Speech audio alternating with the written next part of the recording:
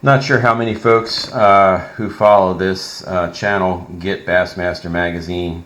Starting in November, December of 2024, a series of articles were put out in this magazine, 3 total articles over 3 issues, about some of the issues that are starting to crop up with how bass are identified via genetics these days, especially largemouth bass, and how that might affect things like state and world records.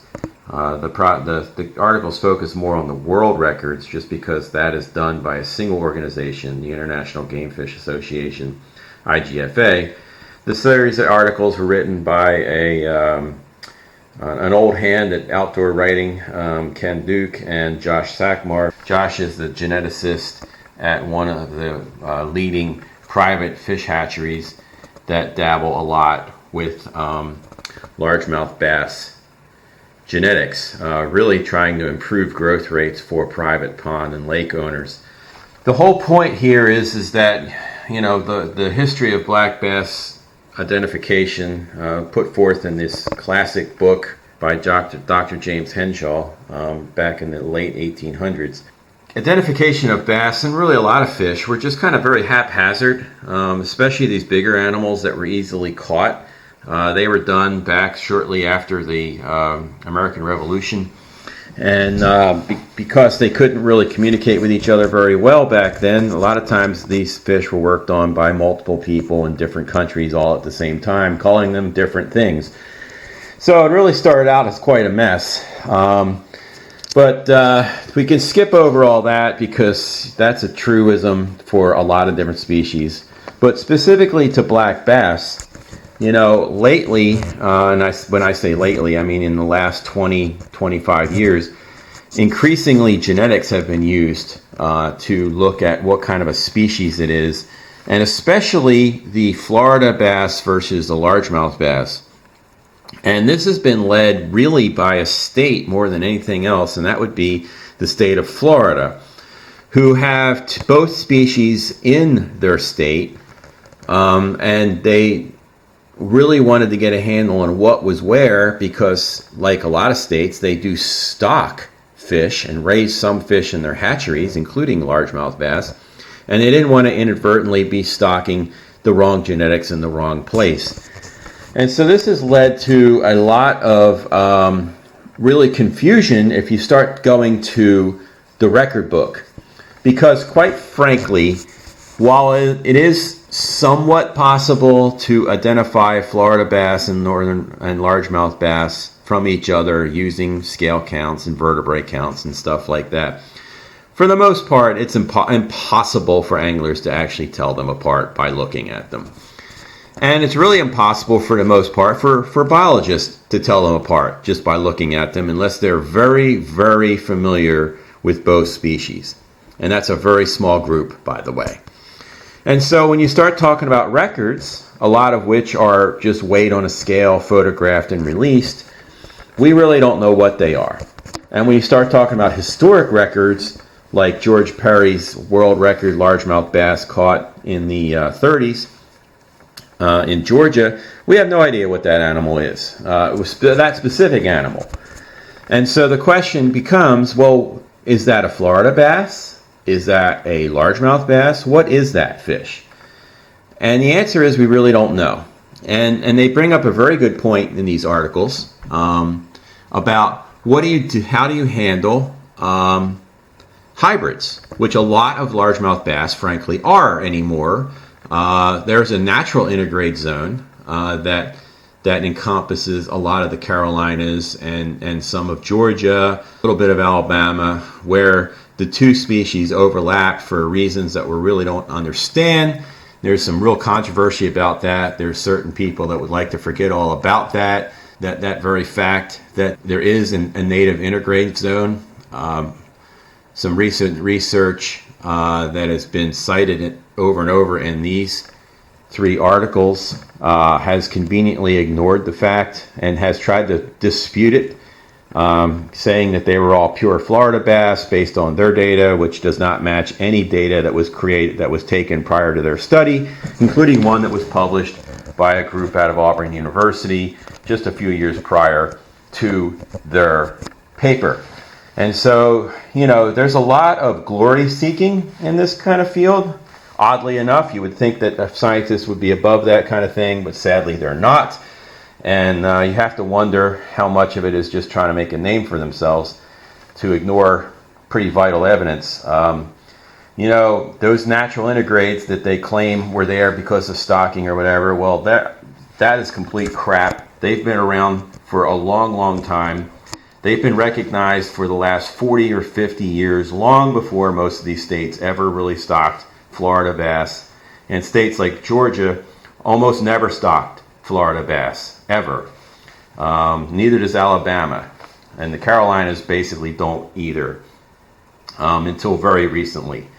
So those natural integrades provide a very interesting question that was raised by a very well-known fish taxonomist back when this was debated quite fiercely in the 90s about whether or not these should be different species. And he wants to know, how do you have a natural intergrade zone between two species when no other two species have a natural intergrade zone? And that was he was proposing them to stay as subspecies. That is an excellent question. It has zero to do with genetics and everything to do with distribution. It's a very hard question to answer. Therefore, our current modern technique is to ignore it and just look at the genetics. They are very different genetically, for sure. So the ACF basin, the Apalachicola, Chattahoochee, Flint River Basin, is the one I'm most familiar with because of our work with shoal bass. Basically, all the largemouth bass in that entire system, no matter if you get them from a reservoir, from a river, from a creek, whether you're talking about the Chattahoochee or the Flint or the Apalachicola, they're basically a 50-50 mix of Florida and northern largemouth bass genes. And that includes a pond that I sampled back 15 years ago that was impounded in the middle of nowhere by a mill dam on a stream that used to have shoal bass. The mill dam dates back from the mid-1800s and is still there in the original form. And the small little lake that's behind it, which is more just a impounded stream, has never been stocked. There's no houses that are on it, and there's no access to it at all. We had to chop our own access to it to get the boat in there. And yet those fish too were 50-50 largemouth Florida genes. Same thing with all the small creeks that we sampled, some of which were barely would get over your waist. No one's stocking them. There's no ponds anywhere near there. Its bottom line is that there really is a natural intergrade zone that's not been explained by any of these genetic studies whatsoever. But that's beside the point. The point of these magazines articles is a very good one, which is, what are we going to do with these records? They actually were able to pull genetic samples off of that giant fish that was caught a few years back in Japan that theoretically, quote unquote, tied the world record from Georgia, even though it actually weighed more than it. Somebody said it has to be more than 2 ounces or they're considered tied. I don't quite understand that, because if they're weighed, and that's the end of it. But that's what they're calling as a measurement error. And so I had no idea that they incorporated measurement error in the records. But they did run the genetics on the fish from Japan, and it is basically a Florida largemouth bass, or a Florida bass, however you want to look at it. Big surprise, because they're the ones that get bigger for the most part. George Perry's fish, that this fish has theoretically tied, obviously was never genetically sampled. However, I will say this: Georgia Department of Natural Resources did a large statewide survey of its bass genetics, something else that has never been noticed or referenced in any of these studies, more recent studies, and they found that they had a northwest to southeast gradient in the percentage of Florida bass genes in their fish. And that area that George Perry caught his fish in, which was the Altamaha drainage, they have a very high percentage of Florida bass genes in them, but probably not enough to call it pure, because there's no place in Georgia, for the most part, that's high enough to be called pure. To make things even more complicated, different labs use different cutoffs for purity, different projects that have different goals use different standards. Some consider anything that's 95% or better of a particular species to be that pure species. Others, it's as high as 99%, and that's only a 4% difference, but it makes a huge difference in the number of fish reaching those goals, because the more you study bass genetics, the more variable you realize that it is. Another thing that it drives all this is the number of markers that you're using. We went from allozymes back in the 80s that used basically 4 markers to distinguish species, to microsatellites, which use something like 16 or 20, and now they're using single nucleotide polymorphisms, SNPs for short, SNP, SNPs. They use 200. And so the more markers you have, the more chance you have of great variation, and the harder it is to reach those purity levels. And so the question is what is a pure fish? Is it 95%? Is it 98%? Is it 99%? Does it have to be 100%?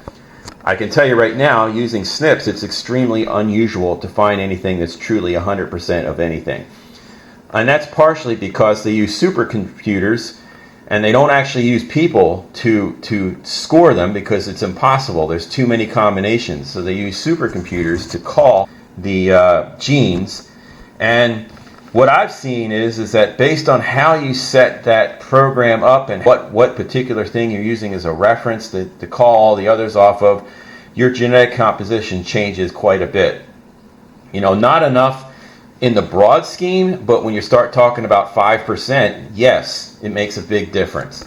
And so these folks here in these articles raise a very good point about what are we going to do going forward with state and world records. What are we going to do with them, with these bass that have these very widely variable genetics?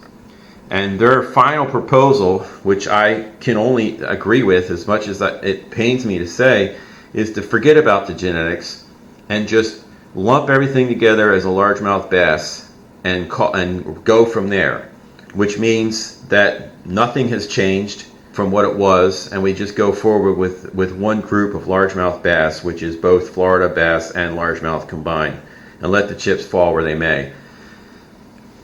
I think that's probably the smartest thing to do, because otherwise everybody's going to have a geneticist on hand, and the genetics have to be standardized. It has to be either literally the same lab, or it has to be literally the same protocols. And I still really, from what I've learned from working with genetics folks at Auburn for years and years, I don't think you can standardize it very well.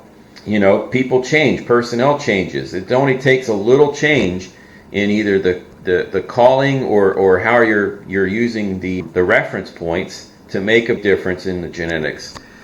And I think that's way too big of an onus to put on the anglers. It's too big of an onus really to put on the states.